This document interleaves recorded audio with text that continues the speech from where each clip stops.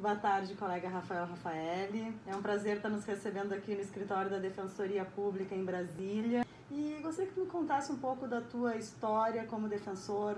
O que te motivou a ser defensor público? Aonde tu iniciaste a tua carreira? Como é que tu veio parar aqui em Brasília? Conta um pouquinho para nós. Eu formei em 92. Em 94 eu comecei a trabalhar no município de Porto Alegre e trabalhava, né, na época, na Procuradoria do DEMAI. E quando abriu o concurso de Defensoria Pública, eu confesso que eu não conhecia a instituição, mas eu me recordo que um colega meu, criminalista na época, me sugeriu se inscrever, que eu me inscrevesse porque era uma carreira de futuro.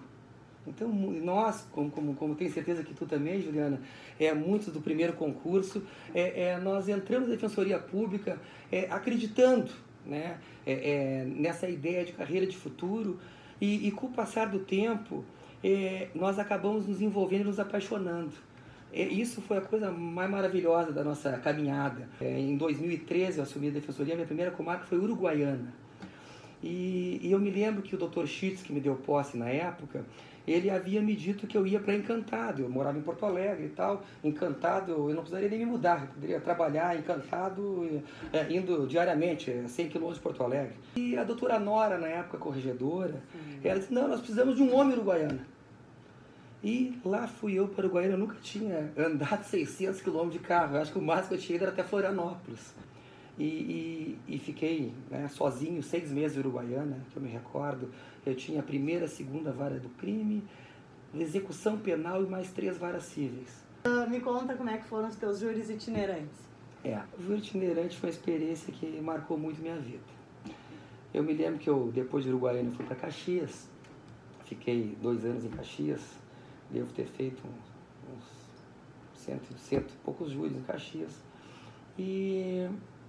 E aí fui para Porto Alegre para trabalhar no plantão, até a Bárbara, que está conosco em Brasília agora aqui, trabalhava no plantão à época, e júri itinerante. E meu colega de júri itinerante era o Fábio Neri, meu grande amigo até hoje. E a experiência de júri itinerante foi uma experiência que marcou muito. E primeiro o Fábio sempre dizia, né, que nos chamava para aquele júri, né, difícil. Porque o colega da comarca tinha que comprar pão na padaria no outro dia, então chama um defensor de fora para falar coisas que talvez as pessoas não queiram ouvir. Né? Eu até me lembro de casos de colegas que saíram escoltados da comarca, mas eu posso dizer que a minha experiência foi um pouco diferente. Porque no júri itinerante, e eu acho que eu aprendi em Uruguaiana isso, de falar, de fazer o contraponto àquelas certezas acusatórias, mas sempre com limite. Respeitando a dor da família da vítima, respeitando o limite do bom senso. Não adianta vir com uma tese tapafúrdia que acaba perdendo a tese razoável. E então, no júri itinerante, nós começamos a fazer aquele júri difícil, mas mesmo quando não tinha êxito, em relação ao resultado, tinha êxito em relação à postura defensiva de fazer seu trabalho, de mostrar o outro lado do processo que não havia sido mostrado pela acusação. Esse é o principal papel do defensor no tribunal do júri. Não é salvar ninguém, é dar o direito da plenitude defensiva para que o jurado possa escolher. A gente está ali ao lado do réu, mas ajudando o jurado que vai julgar a que ele conheça do processo e que possa ter a melhor escolha. E eu me lembro que nós, do júri itinerante, nós tivemos a felicidade desse período, que eu acho que durou 6 ou 7 anos, viajando todo o estado, mais de 100 comarcas. Às vezes o colega sobrecarregado de serviço, e íamos lá auxiliá-lo. Às vezes o primeiro júri do colega, que eu não tive no meu primeiro júri como defensor. Sabe, né, que eu cheguei a atuar também nos júris itinerantes. Na época que eu trabalhava no júri no Foro Central. Eu também tive essa experiência de conhecer várias comarcas, de trabalhar com casos complexos, digamos assim, que os colegas ou não tinham condições pela quantidade de trabalho, ou justamente para se preservar num momento mais complicado, num caso mais delicado. E esse trabalho do defensor itinerante, da defensoria pública, acabou levando uma credibilidade da instituição para diversos locais. E esse trabalho muito bem feito, que depois tenho certeza que foi o reconhecimento que deu à Defensoria Pública na atuação do plenário do júri, que hoje é reconhecida como de excelência. Né? Justamente porque tem esse limite ético, justamente porque tem o bom senso, tem a razoabilidade na hora de fazer uma defesa e mostra que a Defensoria Pública não está ali para fazer defesas desarrazoadas a qualquer custo, mas não. Que a gente busca um trabalho sério, garantir a defesa, não vamos querer milagre, mas sim fazer com que o processo seja justo dentro daquele caso ali que a gente está julgando. Mesmo que a gente, às vezes, sofra com as injustiças, mas tem o júri no dia seguinte. Mas eu dizia, assim, então, que nós fomos muito felizes nesse período, justamente por esse aspecto que tu falas, que a gente conseguiu passar essa credibilidade e esse respeito, não só com a comunidade, os colegas que também trabalhavam, mas inclusive com o Ministério Público e Magistratura. E eu tenho até hoje amigos da magistratura, do Ministério Público, que perguntam onde está o Rafael. Né? E aí hoje estamos em Brasília, né? Que a gente está aqui fazendo uma outra atividade também de suma importância. Nós estamos aqui em Brasília fazendo um trabalho que é de acompanhamento dos nossos processos nas últimas instâncias, no 3º e 4º grau de jurisdição. Porque tem processos, nem todos sobem, mas processos que sobem ao STJ e ao Supremo Tribunal Federal. Não apenas por recurso da defesa, mas recurso também do Ministério Público. Exato. E nós acompanhamos esse processo também, processo na área civil também, mas o volume maior é na área penal e execução penal. E o trabalho que nós continuamos fazendo aqui, ele lembra o trabalho que fazíamos em Uruguaiana, em Caxias e no júri itinerante, que é um trabalho de ocupação de espaço com credibilidade. Exato. Porque nós não temos uma causa. Nós temos aqui a média de 1.200, 1.400 intimações por mês, tivemos em agosto.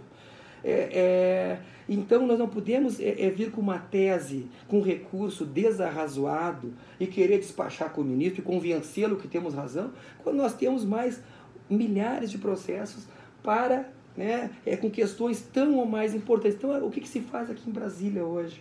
Se faz uma atuação estratégica sem deixar de lado a atuação artesanal.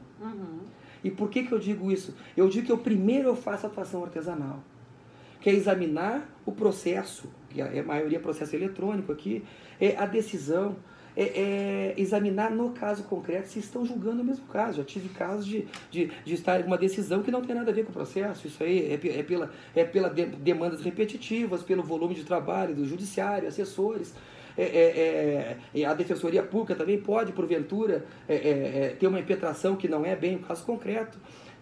Mas, enfim, examinar se aquela decisão ela corresponde à realidade fática. Um dos temas hoje que eu quero tratar contigo é justamente esse grupo de atuação estratégica que existe aqui nos tribunais superiores.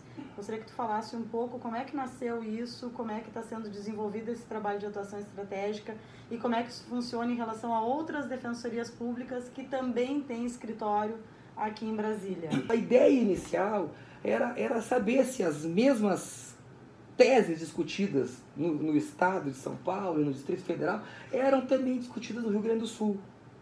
A ideia inicial foi essa.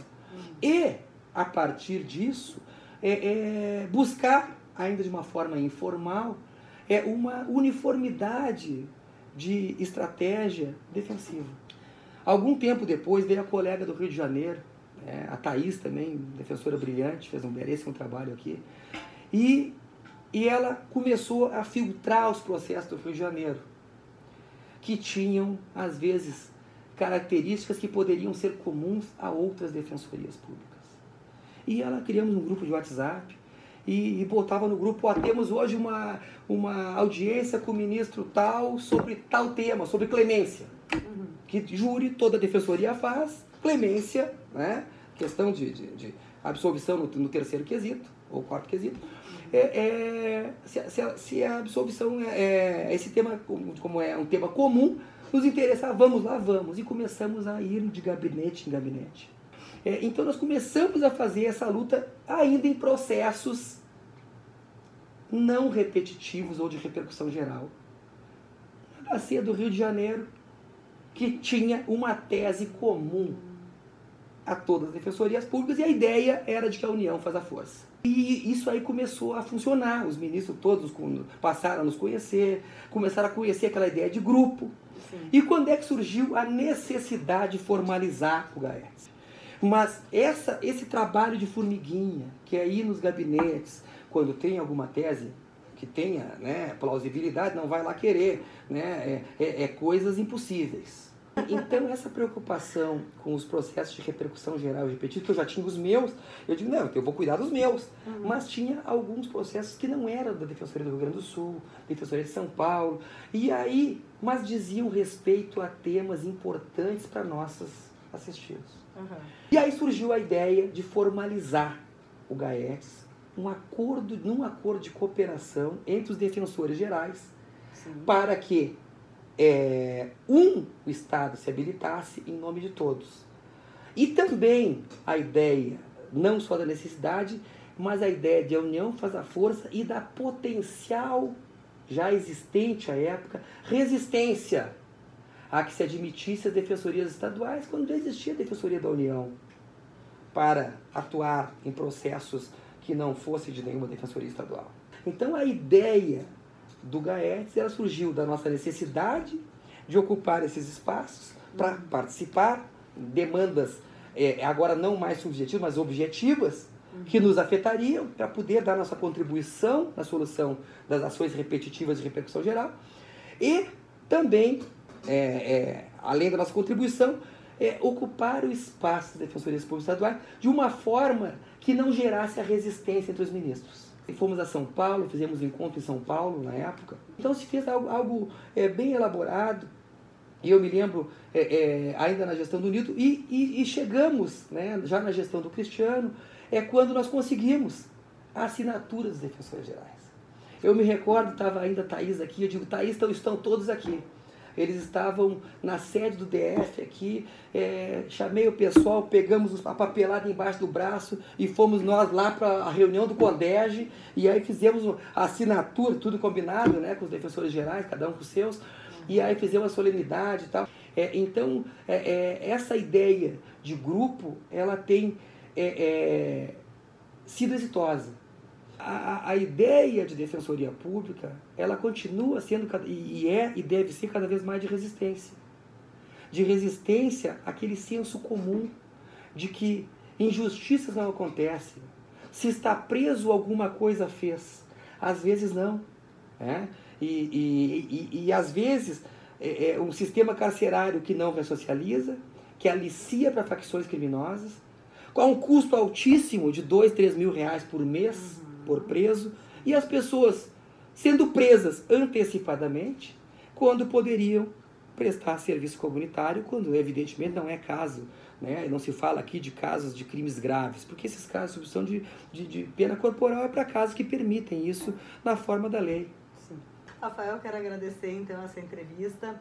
Obrigado por contar um pouco da tua história como defensor público e também finalizar agora explicando um pouco dessa atuação estratégica nos tribunais superiores, a importância dessa atuação e falar uma coisa que para nós é muito cara, a importância de nós como defensores públicos resistirmos.